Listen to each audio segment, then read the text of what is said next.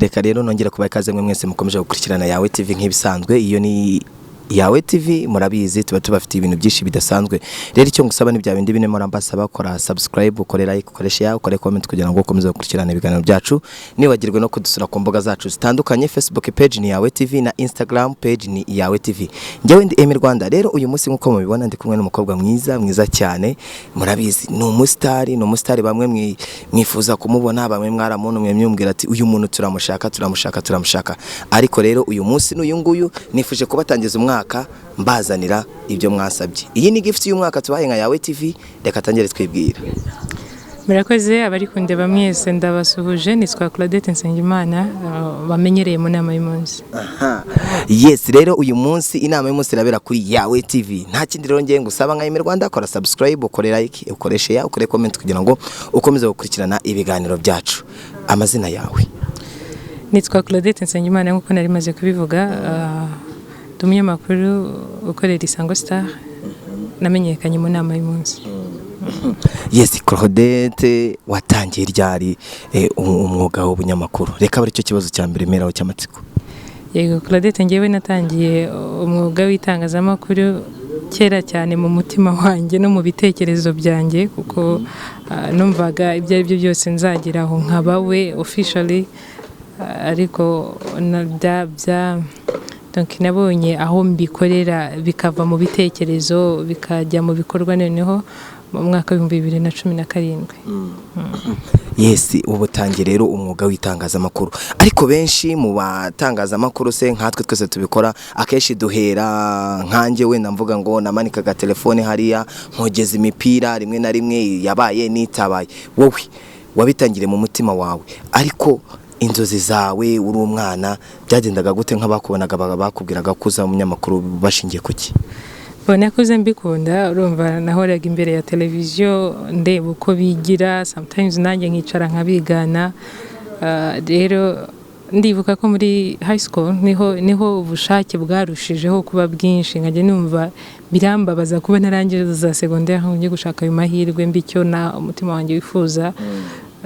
Nkajya nkora ibiganiro muri Dortoire, nkajya nkora ibiganiro n'inshuti zanjye, nkitumira, nkibera umutumirwa, nkibera umuhanzi, nkibera umunyamakuru, nkibera DJ, nkabikora icyarimwe. Nkajya mbona abantu barabikunze, barashaka kuza kubyumva, something amazing, kubona wicaye ahantu abantu bagushungereye like bari kumva radio koko nyabyo. Nuko nguko natangiye kubikora rero secondaire, nkaba ariko muri media department yabaga ku ishuri igira amakuru nayo. Ubwo nasomaga amakuru y'Igifaransa kuko byo nize harimo n'indimi nize lettre nyine. Nuko nyine ariko nkisanga nyine nkunze itangazamakuru, nuko byaje kurangira ndigezemo. Yes, ubwo winjiye mu itangazamakuru uri ku ishuri. Ndavuga ko studio yawe yari iri ku ishuri ndetse iri no mu mutima wawe. Ngewe nkorera inkuru ya mbere wakoze uri muri Dortoire. Iki kintu kiratangaje kuko use ni byinshi cyane. Nakundaga nyine ibiganiro ariko nka making sure ko abantu bankurikiye. Ubwo n'abanyeshuri twabanaga muri Dortoire bavaga no mu twa dufite amadora 2 bakava muri dora imwe bakaza muyo nararagamo, ugasanga buri ibitanda barankikije barimo barumva the way ndi gukora ikiganiro. Urugero rero rw'ukuntu nakoraga ikiganiro, ntago nashakaga kubivuga, ariko kuko ntashaka kwibagirwa aho navuye, reka ntanga urugero. Maybe hari umwe ndi bw'inspire mu bari kundeba. Natangiraga ati biteye isoni. Natangiraga ati nagiye kwasuhuza bateza amatwi Radio TV. Nitwa Claudette Nsengimana. Hanyuma rero mbahaye ikaze kuri micro za radio. Ngewe ubasuhuza mbafite ikiganiro tugiye kuza kugiramo byinshi tuganiraho, kandi namwe muri buze kuza kugiramo uruhare. Ndabizi neza ko hari abankurikiye, nkavuga nk'amazina y'abanyeshuri twaranaga. Pasi, ndabizi ko ukunda radio cyane, ndabizi ko ubunkurikiye, ndabona n'ubutumwa wagiye wohereza ndagusuhuje. Ubu ndabizi ushobora nko kuba uryamye, abanyeshuri bakaba baraturitse barasetse kuko yabaga aryamye kandi nabaga ndi kumureba live. You see, nkavuga amazina y'abaprofeseri badukurikiye, tuva nkavuga ati Mugarura Jobert ni mwarimu ni headmaster w'ikigo nigagaho ati nawe yohereje ubutumwa nkabusoma nkashyiramo wenda nk'ukuntu yakundaga gusetsa akavuga ati dore ka gakobwa kangisha mwene mutamba kindakumva kuri radio bakaba barasetse kuko nabaga ndi kuvuga like true life twabagamo nuko nguko byaje kugenda nyine nibyo. Yes, ukoze ikiganiro noneho mu butumwa iyo wasamaga ubutumwa uri muri Dortoire ubutumwa bwa mbere waheragaho n'ubwande? Naheraga ku butumwa bw'abantu nabaga donc ni inshuti zanjye za hafi kuko of course zakundaga ubwo buryo nakoragamo ikiganiro kiri live kitari nacyo umva. Naheraga ku nshuti zanjye narifite inshuti Ange Pascaline J yabo bose nasomaga ubutumwa bwabo nyine nkumva nabandi ngo nanjye nkumva nk'umuntu hirya muri Dortoire ngo nanjye soma ubutumwa bwanjye nabwohereje can you imagine kandi nabwo nyine ngahita numva nk'umuntu bivuze ngavuga ati naro nakayohereje ubutumwa nuko byaje.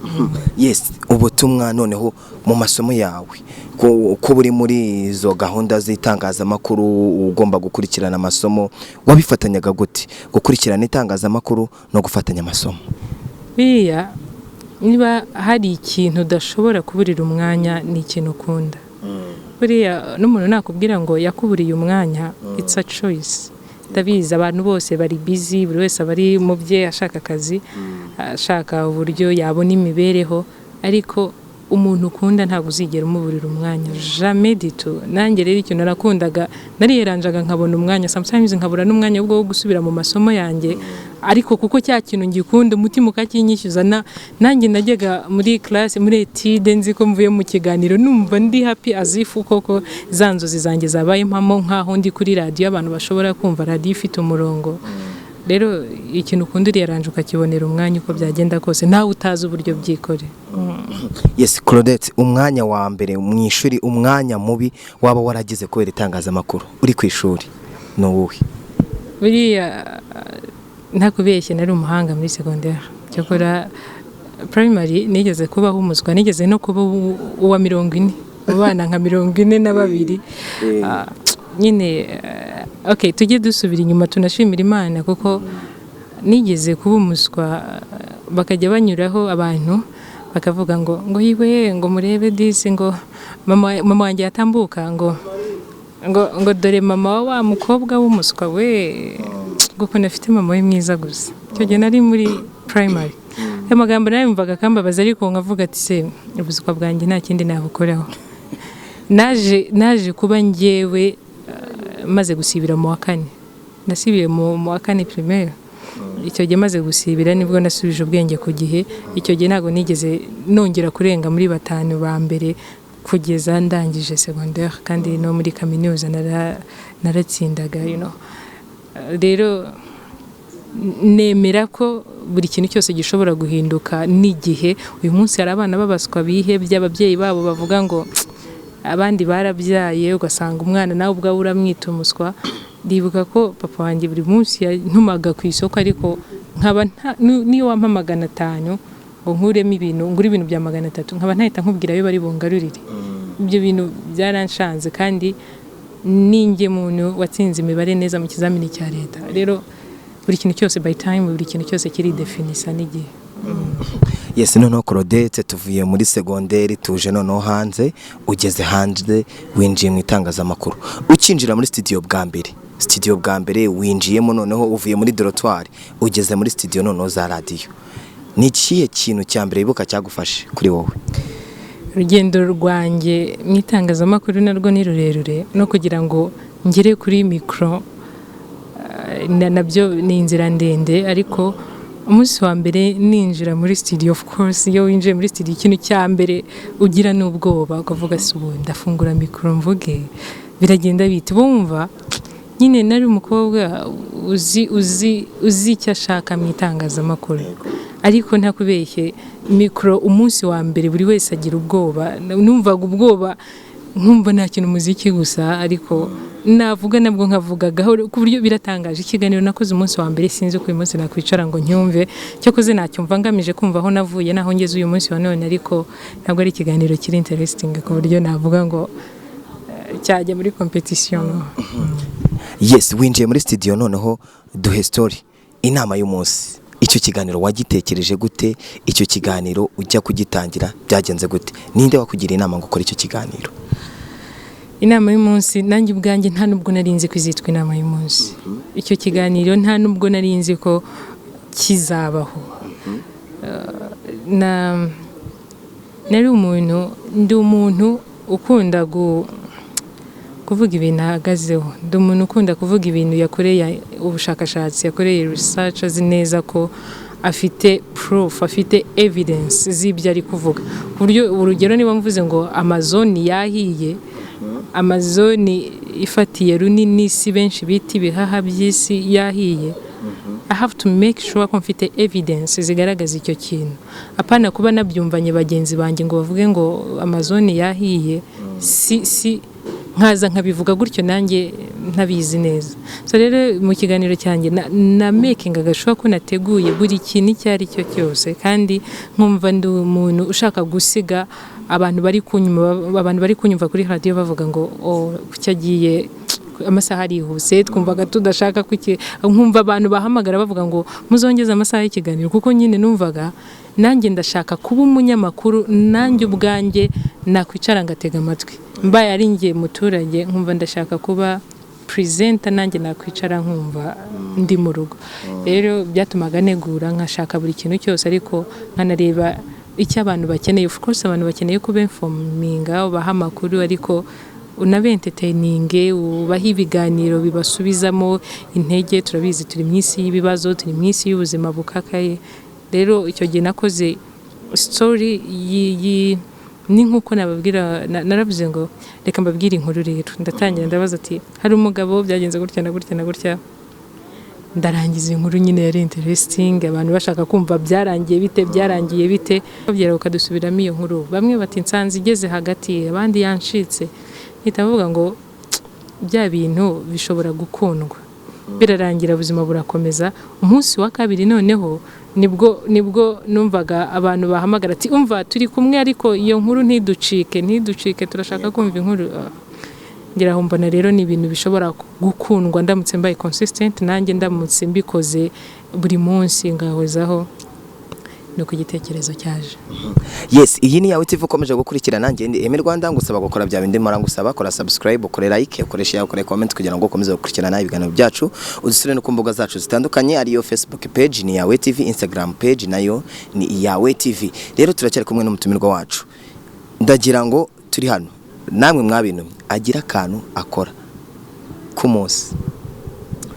Emi ndakora akayi kantu ku munsi buriya. Ako wakoze uyu munsi? Inama z'umunsi se nakoze inama z'umunsi, ngira ngo ahubwo navuga ni nyinshi ngenda mvuga pe, nanjye ubwanjye hari izo numva ndazikunze. Ubundi kwibaza iyo ndavuga isa nkaho ari nshyashya.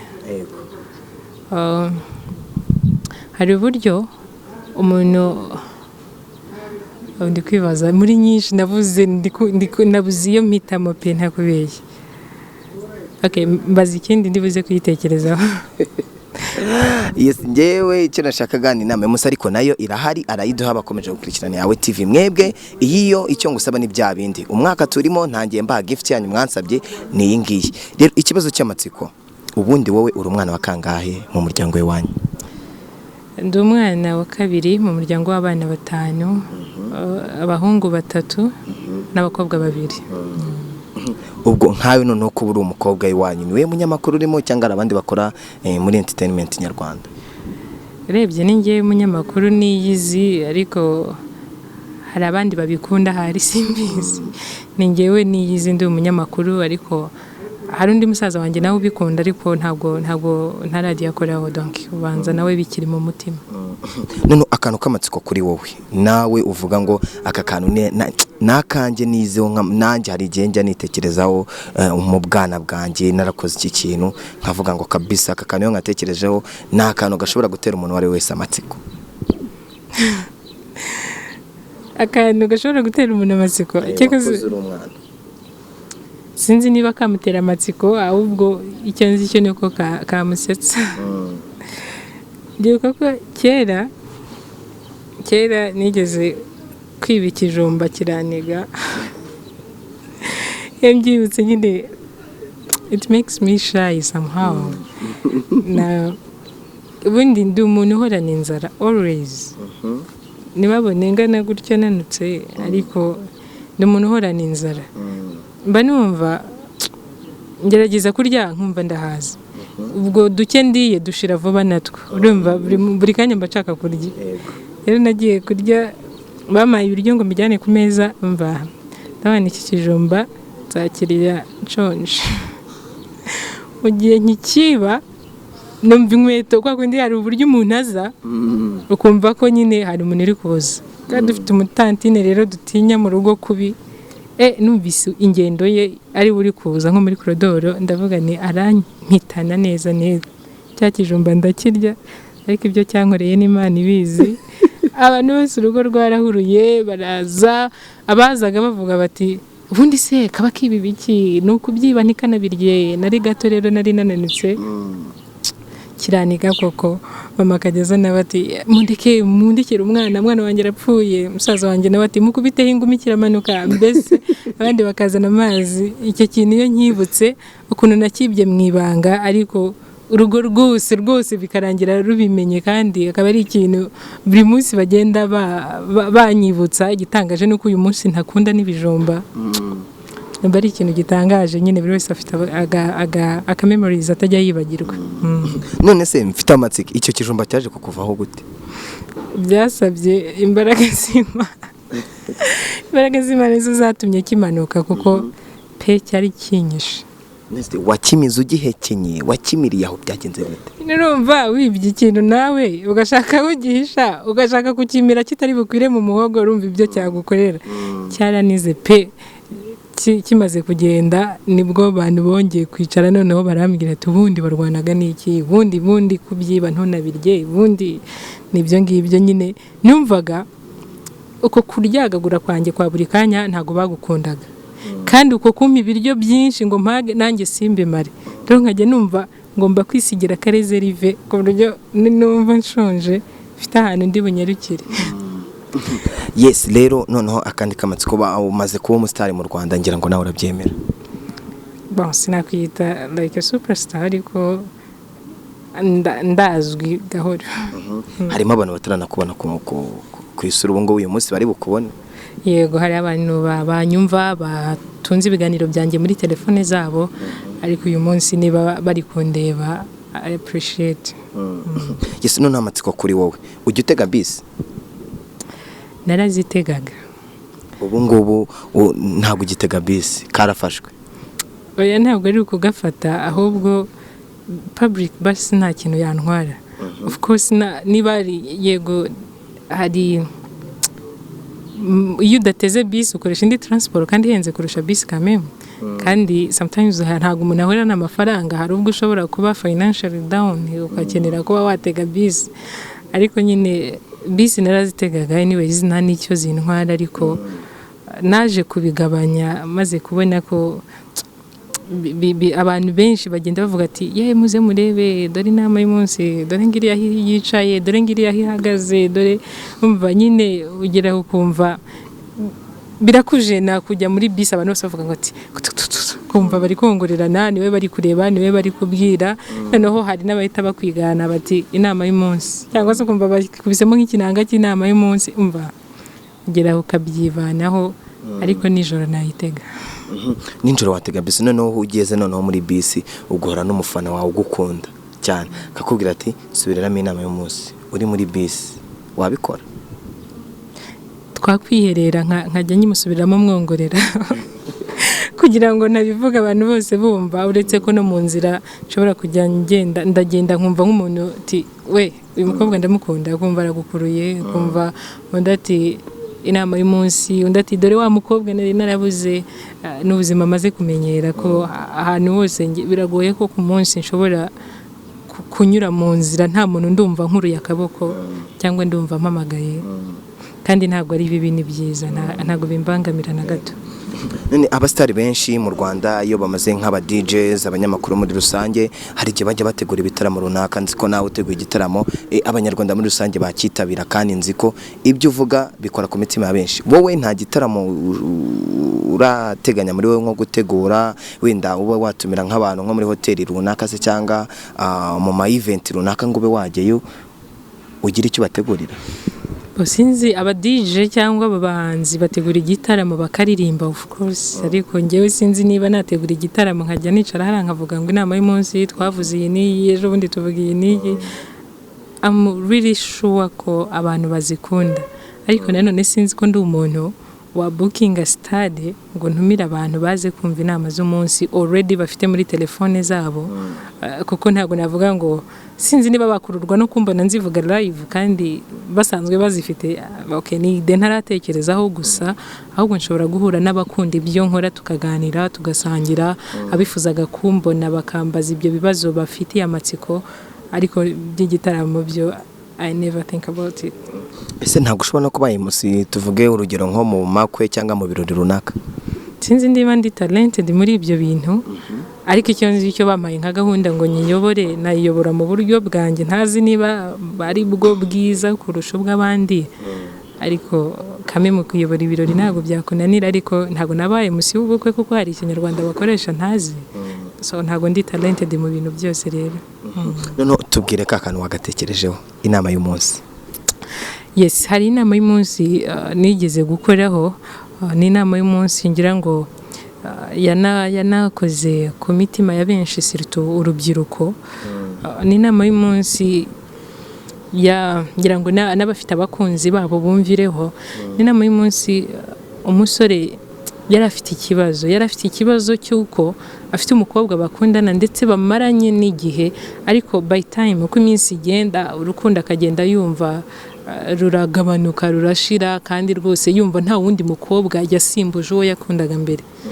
Nibwo yegereye umusaza rero ngo amusobanuze iby'icyo kintu, aramubaza ati ariko muze ko numva umukunzi wanjye tumaranye n'igihe nakundaga, yewe numvaga twana abana, urukundo uko iminsi igenda ishira rugenda rugabanuka, biterwa n'iki? Umusaza ati mperekeza tujyane mu murima, ndimo no kujya kuhira imyaka yanjye kandi nta gihe kinini mfite, wenda turagenda tuganira. Bageze mu murima rero barimo buhira, umusaza aramubaza ati ariko se uvugishije kuri nta wundi mukobwa wumva ukunda ushobora kuba warasimbuje uwo mukunzi wawe? Umusore ati muze ndakurahiye kandi ntago nakubeshya kuko ikibazo ari njye ugifite kandi ushaka ko kinakemuka, nta wundi mfite. Aramubaza ati se nta zindi nshuti z'abakobwa ufite? Ati inshuti z'abakobwa ndazifite, ariko ibyo utekereza cyangwa ukeka rwose ntago ari byo, usibye ubushuti nta wundi mubano wihariye navuga ngo niwe utuma nibagirwa umukunzi wanjye cyangwa se ntakimwiyumvamo.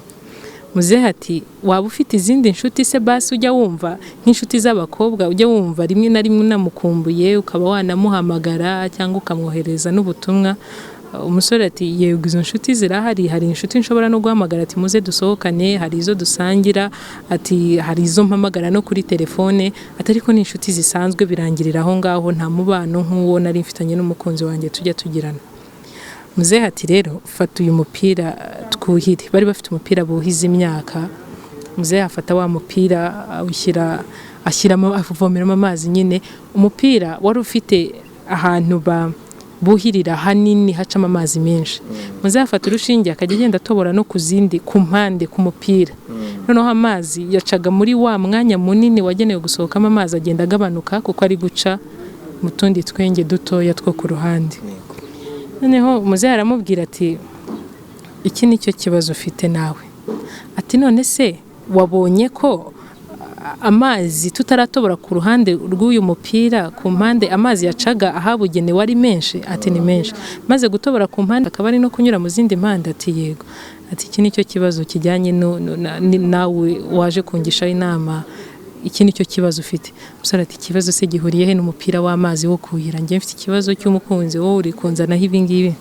Zaramubwira ati rero umukunzi wawe yari principal, yari number 1, yari afite umwanya w'imbere mu mutima wawe, nk'uko aya mazi uyu mupira ahanga hariho habugena ari wo mwanya munini wagenewe kunyuramo amazi ariko uko wagendaga wongera inshuti z'abakobwa ukongera umwanya uziha uburyo musohokana uburyo muganira kuri telefone uburyo uzoherereza ubutumwa rimwe na rimwe ukanazikumbura mukaba mwasohoka uko niko urukundo wakundaga umukunzi wawe rwagiye rugabanuka kuko nkuko uyu mupira wagize henshi ho gusohokeramo amazi aho yagombaga kunyura yaje ari make bivuze ngo umwanya nawe wahaga umukunzi wawe wawugabanyirije mu bandi bakobwa kandi please umukunzi wawe umuha umwanya muke niko urukundo wamukundaga rugenda rugabanuka bivuze ngo umukunzi wawe ntabwo akiri number 1 ntabwo akiri wa wundi wazaga mbere y'abandi ahubwo uri kugenda ugabanya ibyo wari waramugeneye ubisangiza abandi ushobora kumva nta mubano wihariye mufitanye ariko abo bakobwa uvuga ko nta mubano wihariye mufitanye niko bagenda bakubuza umwanya wageneraga umukunzi wawe rwa rukundo narwo mwari mufitanye rukagenda rugabanuka. Inama y'umunsi ni nziza surtout ku bajene batarashaka cyangwa se nabashakanye akenshi tuba dufite abakunzi bacu ariko tukagira n'izindi nshuti zo ku ruhande so ntago rero iyi nama y'umunsi yigishaga abantu kutagira izindi nshuti zo ku ruhande kuko nta muntu wigira ahubwo irabakangurira kugira ngo izi nshuti dufite ku mpande abo bandi dushobora gusohokana cyangwa gusangira ntibatume tuburira umwanya bakunzi bacu kuko by time rwa rukundo rwazashira burundu. Yes, iyo niyo nama rero y'umunsi yaradufitiye y'uyu munsi. Mwabyumvishe rero ku bahungu simbizi n'abakobwa simbizi mureke duha abakunzi bacu time cyangwa tubahe n'umwanya ukwiriye. Iyo niyo nama y'umunsi. Rero ikindi kibazo cy'amatsiko kuri wowe. Iyo wowe none wambaye neza ndabona wambaye imyenda iri cool umukara gusa bimeze bite undi iyo wambaye ukunda ibara ry'umukara biba bimeze bite? Actually nkunda umukara cyane more than anything nkunda nyine black ikintu cyose cyaza kiri muri black ntago nacyanga yaba inkweto yaba high heels yaba ipantaro yaba isakoshi yaba isaha yaba iherena buri kintu cyose umukobwa yakunda kije kiri muri black kuri nge mbyongerera amanota. Noneho rero kuri wowe dushushanyirize weekend yawe yuvuze ngo ngiye weekend yanjye imeze gutya ngiye muri weekend ibingibi byo muri no myaka turimo weekend yawe ibiteye plan yawe ya weekend ibimeze gute? Rebye ngira tugahunda duhinduka buri kanya ariko weekend yanjye icyambere cyo niwo munsi nduhuka rimwe mu cyumweru no munsi wo kwa gatandatu. Umunsi wo kwa gatandatu rero I make sure ko ndaryama nakanguka nyine ngafata breakfast nk'abandi cyangwa se nkajya kuri WhatsApp ngasubiza message nkuko bafite nk'abantu benshi banyandikiye nko mu cyumweru ntabashije wenda nko gusoma message zabo ngo mbasubize. Hari ubwo wenda nshobora kuba mfite hangout n'inshuti zanjye tukaba twajya gusangira ariko iyo ntasohotse prefera kuguma mu rugo nkaruhuka nanjye nicyo gihe cyo kwitekerezaho kureba uko akazi kagenze mu cyumweru gutegura ko mu cyumweru gitaha. Ikindi nyine bafite hari ikintu nkoraho buri munsi nashaka kuvuga hano always iyo ndi free mba ndi kumwe n'icyo kintu anyways. Ni igiki? Sinashaka kukivuga ariko nanone nanga kubeshya umwanya wanjye munini uyu munsi wa none umarwa na gitari ni inshuti nyuma ya microphone gitari zari inshuti ya kabiri kuri ngewe ndayikunda cyane naba mbabaye naba nishimye naba ndushye naba nshonje ndayikunda kabisa. Inspiration noneho yo ya gitari wayikuye? Gitari ni ukuyikunda gusa kuyikunda nibyo byatumye njya kubyiga. Of course ndacyari kubyiga bizaza ni ukuyikunda ni ugukunda ntago nteganya kuba umuhanzi yaba yikumbona gutya ntago ndi talented muri music industry. Ni ugukunda gucuranga kandi gucuranga ntago bisaba kumenya kuririmba ni ukubikunda gusa. Yes, ariko mfite ikibazo cy'amatsiko ku kiganiro cyawe ukora ubundi uyire guhimba inama y'umunsi uriyandikira barakwandikira bigufata umwanya ki ubu nk'ejo hari inama y'umunsi wateguye uzaba wakoze uyandika mbere y'igihe kingana iki kugira ngo ubashe kwishyira hanze cyangwa se ni barakwandikira cyangwa se urabyitekerereza? Rero pe ntakubeshye inama y'umunsi iramvuna ndetse cyane kuko buri munsi mba ngomba ku making sure ko ngira inkuru abantu bari bukunde kandi iri bugire n'icyo yigisha abantu. Twese dufite ibibazo ku isi bitandukanye, ariko ikibazo cyanjye ntago gihuye n'icyuriya, kandi icyuriya nacyo ntigihuye n'icyanjye, kandi bose bateza amatwi radiyo imwe, bose barashaka kumva inama y'umunsi. So no gutekereza ku buryo muri ya nama y'umunsi hagomba kubamo amasomo arenze rimwe, ku buryo uri buyumve buri wese ari bukuremo koteye, ari bukuremo ibimureba. Nuko mbigenza rero, kandi binsaba nyine kwicara ngategura no gutekereza, kandi ntago mvuga ngo inspiration nyikura mu cyumba cyanjye. Of course ahantu hose nshobora kugenda nshobora kwakura inama y'umunsi, ushobora no kugusanga mu iduka buryo wakiriye umukiriya nkabikuramo inama y'umunsi. nshobora kugira ikintu kimbabaza kitari ngombwa nkumva kintesheje umutwe, kandi nkumva ko byanze bikunze sinjye njyenyine umeze gutyo, ntabwo ari njye uremye gutya, hari abandi n'ubundi bafite iyo mindset nk'iyanjye. Niba ndi umukobwa ushobora kuba, urugero nkavuga ngo ndi umukobwa urakazwa n'ubusa, kuki ndakazwa n'ubusa? Kuki iyo ndakaye mvuga amagambo akomeretsa abantu? Kuki iyo ndakaye nagitinga mu buryo buri weird? Navuga ngo byanze bikunze hari undi ku rundi ruhande nawe umeze nkanjye urakazwa n'ubusa. Nkareba niyihe nama y'umunsi yatuma tubasha gukosora uko kugetinga mad ku bintu biri rito, ibintu bitakarakaza umuntu. Nuko nguko rero nawe buryo tuganiriye hano nshobora kubakuramo inama y'umunsi, buryo uba watekereje abantu n'ibyo bakora, kuvuga ngo reka mushake tuganire. Nayo ni kind heart abantu bose badafite. Akenshi biragoye kubona umuntu ushyigikira undi ari gutera imbere, ahubwo usanga benshi baba babirwanya, bati kariya se nta mpano gafite, kariya se no kuba ubwawe uvuga ngo ni umunyamakuru mugenzi wanjye ariko nemera ko afite impano, ni ikintu gitangaje. Ni kind heart nawe harimo inama y'umunsi tuzaganiraho muri veni. Oya, ubwo rero unteye amatsiko, nagutumi uri umunyamakuru mugenzi wanjye, hita ukoraho inama y'umunsi agace k'amasegonda 5. Reka ngubwire, ntago ndi buvuge kuri kind heart of course, kuko izo ngizo nazikozeho. Hari inama y'umunsi ntago ndayikoraho, ni igitekerezo gusa. Hari uburyo nabyita gukira, sinzi uko ndi bubivuge mu Kinyarwanda. Tujya tugera ahantu tukabona nk'imyitwarire y'abantu tubanye, tukavuga ngo uyu mukobwa ngo yataye umuco, uyu mukobwa yataye ibara, uyu mukobwa donc ari kwica umuco, ari kwangiza abana b'u Rwanda, ari kugira uti. Ikintu nzi neza kandi nemera 100% nuko twebwe mu kanwa kacu kuvuga abandi ni ikintu cyoroshye. Bizakorohera nkuko wabyuka ukanywa amazi mu gitondo, ariko umunsi bakuvuze my friend, umunsi bakuvuze nawe nibwo uzamenya ko bibabaza burya. Rero natwe muri uyu mwaka wa 2020 tugiyemo, reka tureke gukunda kuvuga abandi, ahubwo ukunde wowe kwivugaho, kugira ngo urebe ibintu mvuga abandi aramutse ari njye babikoreye byanezeza, ibintu nkorera abandi ari bo babikoreye, ari njyewe babikoreye, nakumva ndi fine with it.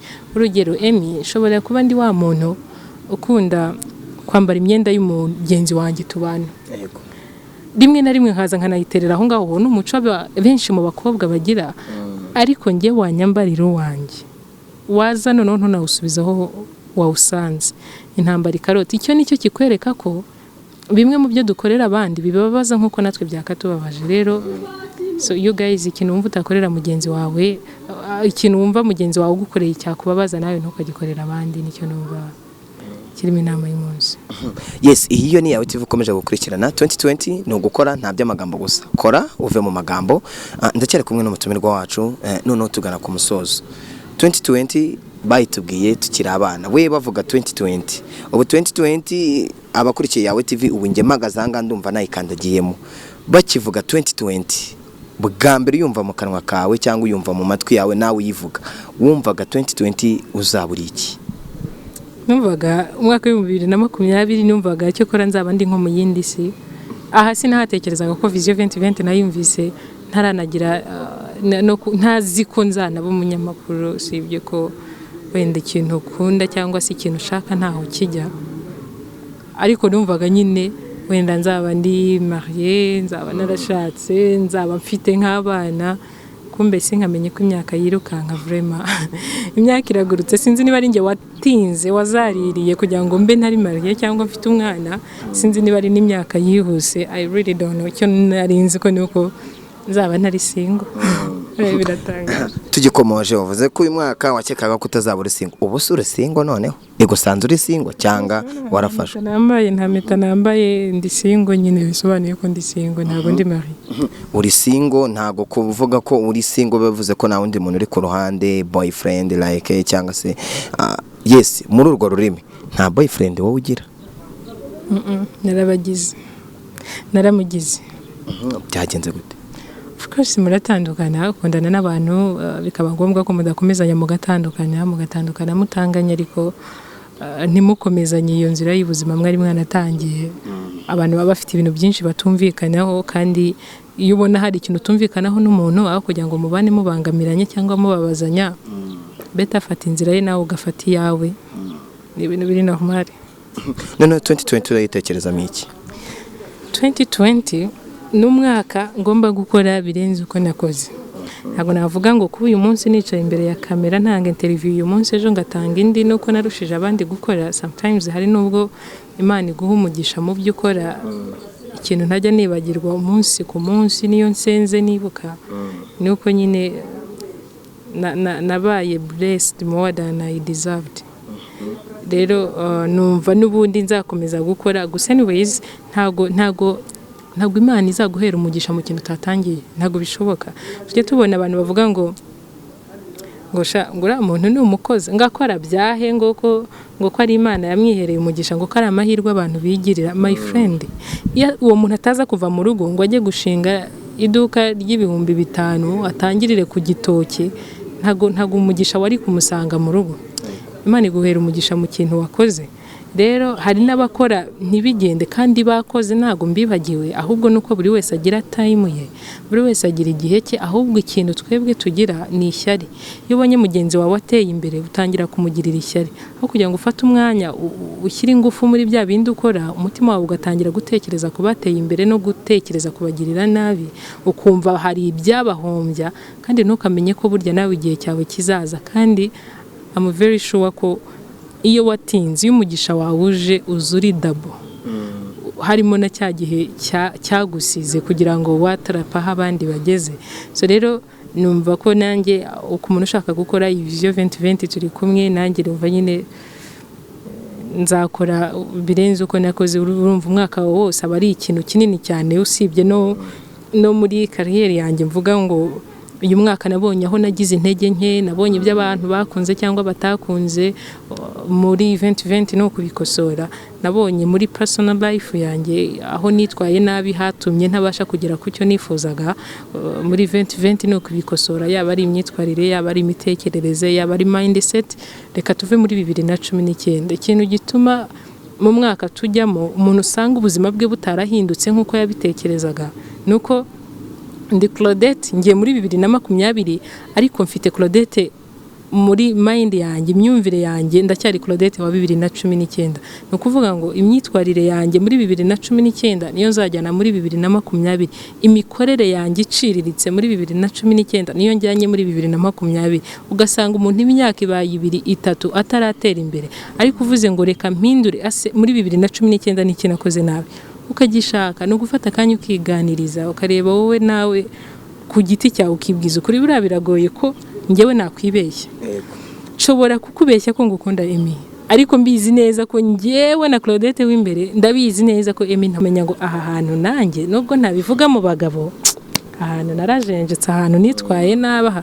Yes, iyo wiganirije mwibanga, nta nubwo ari byiza kuvuga intege nke zawe kuri public abantu bose babibona, abantu batangira kukujudginga, ariko iyo wiganirije umenye ibyo ugomba gukosora. Like seriously, umuntu uzagira ibyo ahindura muri 2019 azi neza ko nawe bitazagira aho bimugeza 2020. It's it's successful for us. Yes, rero nibyo nakomeje kubabwira nka yawe TV 2020 nta by'amagambo nibikorwa. Va mu magambo ahubwo ujye mu bikorwa. Claudette, gira noneho tugana ku musozo, icyo ubwira abakunzi bawe muri rusange. Ugire nabo wifuriza umwaka mushya muhire. Iyi ni sinayita promotion ngo haye oya, ahubwo no burenganzira bwawe na yawe TV. Gira icyo babwira nabo wifuriza umwaka mushya muhire wa 2020. Tugana ku musozo. Mfashe imwanya mbikuye ku mutima, nshimire abantu bose bagize uruhare kugira ngo inama y'umunsi bigeze awigera uyu munsi wa none. Tujya twishimira gusaba ariko tukinubira gushima. Ukuvuga ngo nshobora kuba narabasabaga gukunda ibyo nkora no kubisangiza abagenzi babo, ariko namara kubona ko bibaye successful avuga ngo noneho uyu munsi bankeneye kurusha uko nari mbakeneye. No, uyu munsi ndi imbere ya kamera ya Emmy hano, ndabashimiye rwose mbikuye ku mutima. Bagize neza gukunda ibyo nkora, bagize neza kubishyigikira.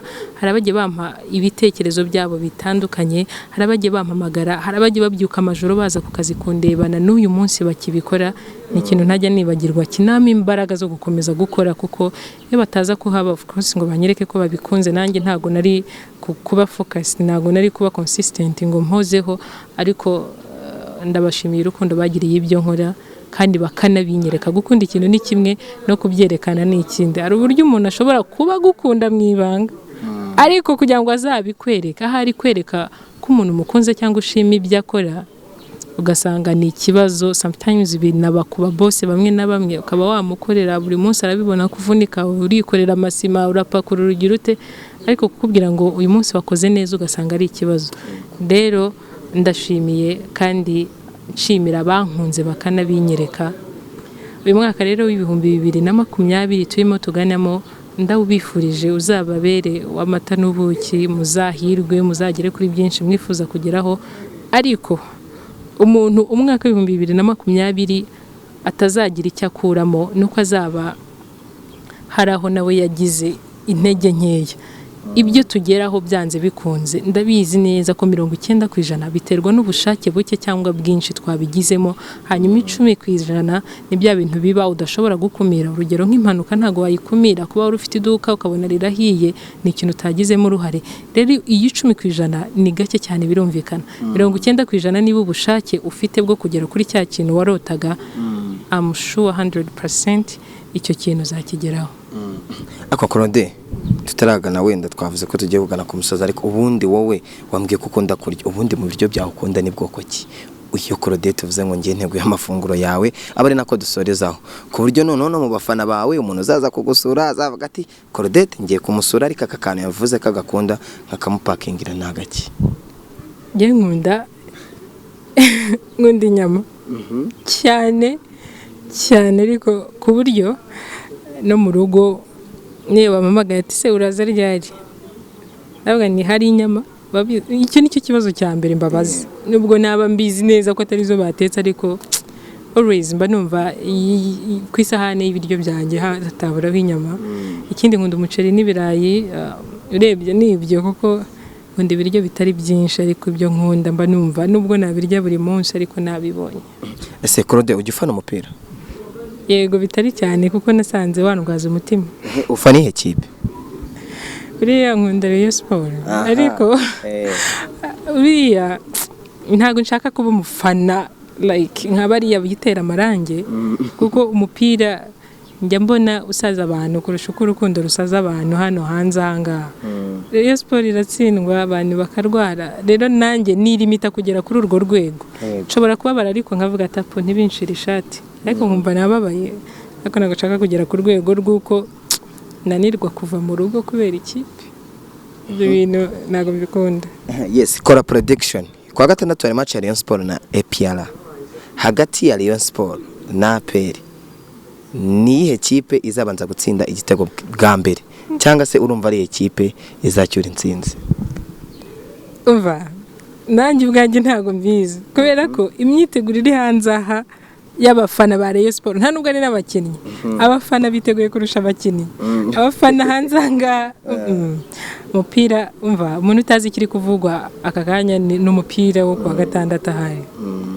Rero ku bwanjye numva Rayon Sport yatsinda ariko nareba ubundi bijya gushya birashyuha wabona imyiteguro iri hanze ahitumye itsindwa nubwo atari cyo nifuza ariko nitsindwa my friend I'm telling you ibitaro bizarara byuzuye hari abantu bazarwara imitima numva cyo kuze Rayon Sport izatsinda izatsinda ibitego bingahe izatsinda 1-0 yes noneho Claudette tugiranye ikiganiro cyiza turagushimiye tunashimira abakunzi ba Yawe TV ndetse shimira na cameraman wamfashije muri iki kiganiro gusa ngiye cyo ngusaba ndagusaba gukora subscribe ngusaba gukora like ngusaba gukora share noneho ukurikirana ibiganiro byacu ku mbuga zacu zitandukanye Facebook ni Yawe TV Instagram ni Yawe TV ngende Emi Rwanda va mu magambo werekana ibikorwa turabakunda